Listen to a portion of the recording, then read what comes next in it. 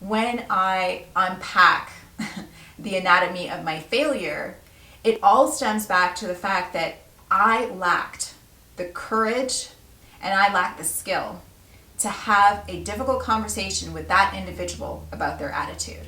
And so I do not at all want this to be your story. I don't want this to be your team's story. And I don't want you to have any regrets about this. So that's why I really want to have this conversation with you.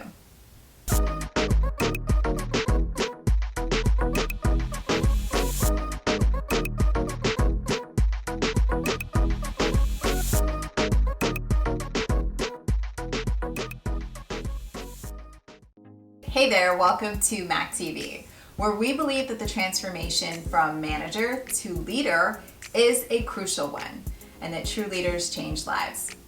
Okay, so I'm really kind of excited to talk to you about this topic of leading difficult conversations, because I know that just like myself, this is a challenge for a lot of team leaders. And I was thinking about it, and I know that for me, I was really anxious about having difficult conversations with people. I remember I would stay up all night thinking about it. It caused me a lot of anxiety, like I said. And I think it's because I thought of myself as the team cheerleader. No, I'm actually serious, because we used to have this onboarding presentation for our new hires, and my slide didn't have my title. It didn't have like senior manager. It actually had cheerleader, and it had pom-poms and everything. So you can just imagine how ridiculously anxious and scared I was to have a difficult conversation with somebody. So I fumbled a lot with this one. And to this day, I think to myself, man, Makita, if you had have just had the courage to tell them the truth, you could have changed their lives. So something that I've learned, obviously the hard way, is that team leadership requires you to have the skill and the courage to lead difficult conversations. Now, I can't remember for the life of me if I heard this from a podcast or if it was a blog post or a book that I was reading, so that I can give them credit in this video, but I can't remember for the life of me, and I don't want this to stop me from sharing this nugget with you. But essentially the gist is that the real conversation that you need to have with somebody is the conversation that you would have about them to someone else, which I think is so powerful. And I wish that someone had have told me this when I first started out, because I unfortunately put my team in a really, really difficult situation. I mean, we've been in many difficult situations, but this one, I think we will all never forget. And yes, we made it through it. We learned from it. I think in a way, we kind of like grew closer together because of it. But when I unpack the anatomy of my failure, it all stems back to the fact that I lacked the courage and I lacked the skill to have a difficult conversation with that individual about their attitude.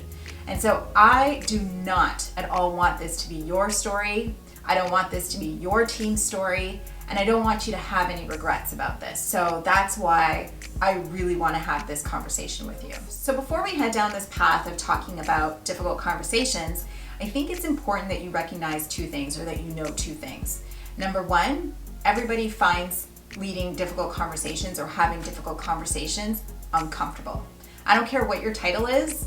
Well, I don't really care about titles anyways, but no matter the position, whether you're the CEO or the most junior person on the team, having a difficult conversation is uncomfortable. People don't really like to do it. And so it's really important that you know that you're not alone in this uncomfortableness that you're feeling.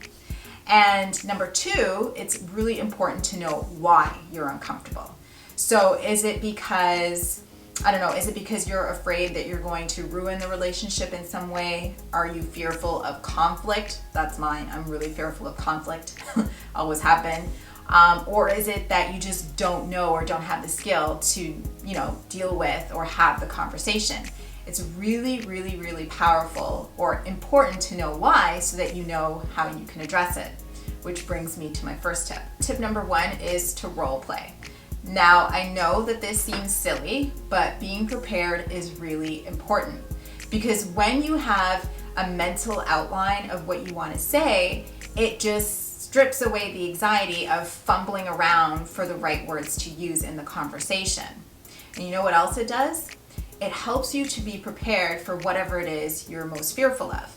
So remember how earlier I was saying that it's really important to know why you're feeling uncomfortable so that you can address it? Well, in the role play, you can practice how you're going to address it. So let's say, for example, that one of the things you're fearful of, or one of the things that makes you uncomfortable, is the fact that you anticipate that the other person will be extremely defensive in the conversation. Well, in the role play, you can have that individual be defensive. And that way you can practice how you're going to react or respond to the defensiveness. And it just makes life that much easier because you already know when you get into that conversation how you're going to handle it. So do not write off role play because there's a lot that you can learn from it. The other individual could even give you feedback in terms of how you're reacting, not just by word, but in body language, which sometimes can get somebody else's defenses up. So try it out. Tip number 2 is to call it out and to get there quickly. Now, I'm a huge fan of laying it all bare on the table. It's kind of like ripping off a Band-Aid. So when I say call it out, what I mean is just call out the fact that it's uncomfortable and it's uncomfortable for the both of you, but that it's a conversation that really needs to be had. So to give you an example of what I mean, the beginning of the conversation could go like this. So Onyx, we are here today to have a conversation about X. And this is going to be a little bit uncomfortable for the both of us, and I might not say everything just right, but just know that I'm having this conversation with you because I care and I really want the best. So as you can see in that example, I just right away said, hey, this is going to be a conversation that's uncomfortable for the both of us. The other thing that I did was I just right away said what we're going to be talking about, which is what I mean when I say that you must get there quickly. Now, a lot of people, when they're feeling uncomfortable or they're anxious or even just unprepared, what they do is they tend to ramble about all sorts of random things. And that's just unkind. I remember very early on, as in, when I first became a manager, I was observing a termination.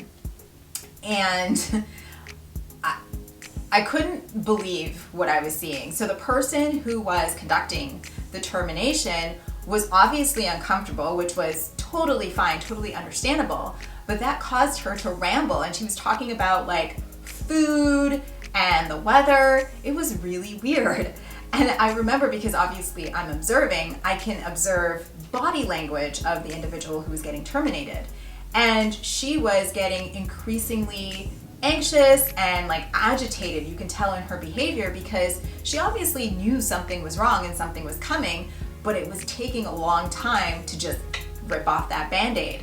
And so I remember making a mental note to myself that, hey, when you're in this situation, it is much kinder to just get there really quickly rather than to just ramble and linger and have that person sit there wondering, okay, are they going to tell me what's the deal or not?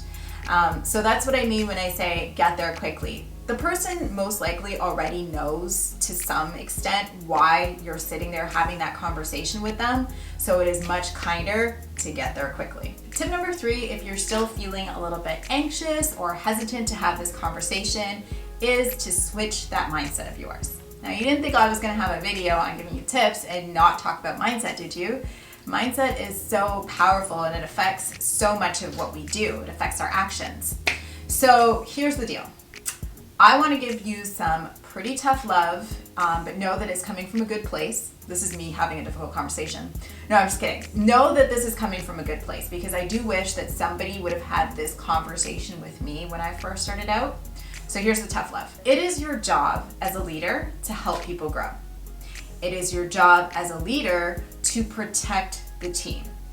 It is also your job as a leader to let someone know if they are not at all the right fit for the team. So if you are shying away from having difficult conversations that could help someone be better, then you're not doing your job. If you're not having difficult conversations that can end up exposing the team to difficulties or hardships, much like I did, then you're not doing your job. If you are allowing someone to continue on the team that you know is not a good fit for the team, well, first of all, that's just unloving and unkind. But secondly, you are not doing your job. So leading difficult conversations is part of your role, and you might as well get comfortable with it. And let me tell you something else. If you're on a team where you're not having difficult conversations at all and just everything seems to be going along just right, then know something is wrong. Because we're all imperfect, we all miss the mark, things happen, conflict is bound to happen. And so difficult conversations is all a part of the job. So learn, like I said, to just get as comfortable yet uncomfortable with it as possible. One form of a difficult conversation that you're going to have quite often is giving feedback. Now, I think that in a lot of cases, giving feedback can be just as difficult as receiving it. And so in next week's episode, I'm going to be talking about, a couple strategies that you can use, as well as a specific method that will help you to be as effective as possible. So hit on the subscribe and the notification bell so that you don't miss out on next week's video, where I'll be talking about giving feedback and doing so in a way that inspires change.